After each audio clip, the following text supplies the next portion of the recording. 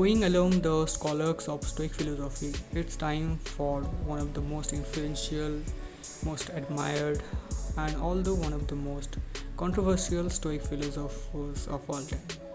Let's come to the life of Seneca.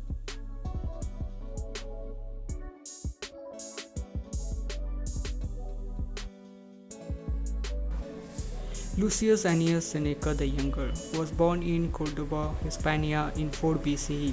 His father was Lucius Annius Seneca the Elder. Seneca was brought to Rome in 5 CE by his aunt, where he studied the usual subjects and was introduced to Stoicism. He received his training of philosophy from Attalus, the Stoic, Stoician, and Papirius Fabianus from the school of 60. With the help of his aunt's influence, Seneca was elected quaestor and earned the right to sit in the Roman Senate. In 41 CE, Seneca was accused of adultery with Caligula's sister, Julia Livilla, by the new mistress Messalina when Claudia became emperor. The death sentence pronounced by Senate was commuted to exile by Claudia, who was favored towards Seneca. He was recalled to Rome in 49 CE through the influence of Agrippina. She gained praetorship for Seneca and appointed him as tutor to her son and future Emperor Nero. Seneca acted as an advisor to Emperor Nero from 54 to 62 CE.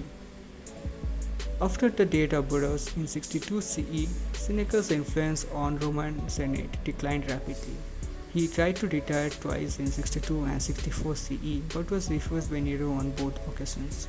In 65 CE, Seneca got caught up in the aftermath of Pisonian conspiracy, a plot to kill the emperor.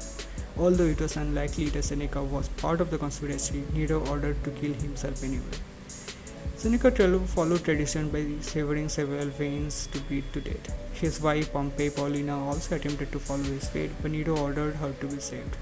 Seneca's death wasn't quick, although he even took some poison. His age and diet are often blamed for the slow blood loss. Tacitus wrote, he was carried into a bath, with the steam of which he was suffocated and was burned without any of the usual funeral rites. So he had died acted in a codicil of his will, and even when in the height of his wealth and power, he was thinking of life's close.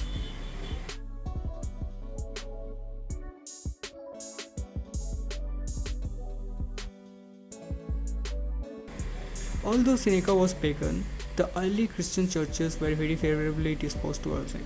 In fact, Seneca was placed as one of the saints besides Plato and Aristotle in limbo by Dante. Although suicide in general is considered a sin, his suicide is projected even as a secret baptism by some, which saved him from the eternal damnation suicide usually brings. But with all this admired, Seneca has received a fair share of criticism even when he was alive. He has been accused of hypocrisy and a less stoic lifestyle. His plea for restoration, which he wrote while banished to Corsica, is often pointed out as incompatible with the Stoic ways.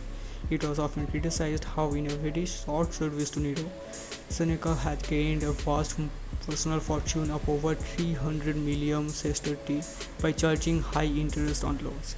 He also had properties at Baia, Nomentum, and Alban Villa, and Egyptian estates.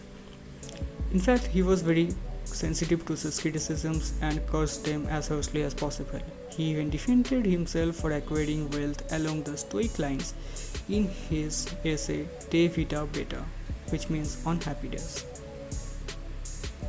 But what we know most about Seneca's life are not from direct documentation. They are mostly taken from secondary mentions and words of others, including the most of his opponents, people who were against him.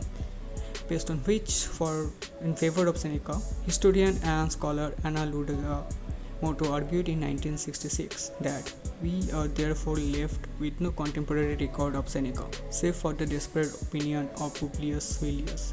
Think of the barren image we would have of Socrates had the works of Plato and Xenophon not come down to us, and we were wholly dependent upon Aristophanes' description of this Athenian philosopher. To be sure, we should have a highly distorted, misconstrued view. Such is the view left to us of Seneca if we were to rely upon Sully's law.